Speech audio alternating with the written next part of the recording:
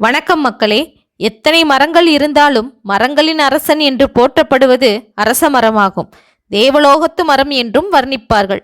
இந்த மரத்தை சுற்றி வலம் வந்தால் பிரம்மா, விஷ்ணு, சிவன் ஆகிய மும்மூர்த்திகளின் அருளும் நமக்கு கிடைக்கும்.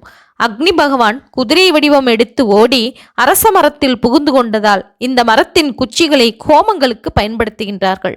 பிரம்மாவின் சக்தி இந்த மரத்தில் இருப்பதால் அரச மரக்காற்றை நாம் சுவாசித்தால் ஆயுள் கூடும் என்பார்கள். ஆரோக்கியமும் சீராகும், வாரிசுகளும் உருவாகும். பிராணவாயுவை வழங்கும் மரம் என்று இதனை குறிப்பிடுவர்.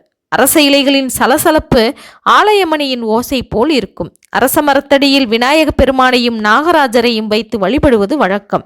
இவ்வாறு வழிபட்டால் காரிய தடைகள் விலகும், கனிவான வாழ்க்கை அமையும். புத்திரப்பேறு வேண்டும் என்ற தம்பதியர் அரச மரத்தை வரம் தரும் மரமாக சுற்றுவர். கருப்பை கோளாறுகளை சரி செய்யும் ஆற்றல் இந்த மரத்திற்கு உண்டு.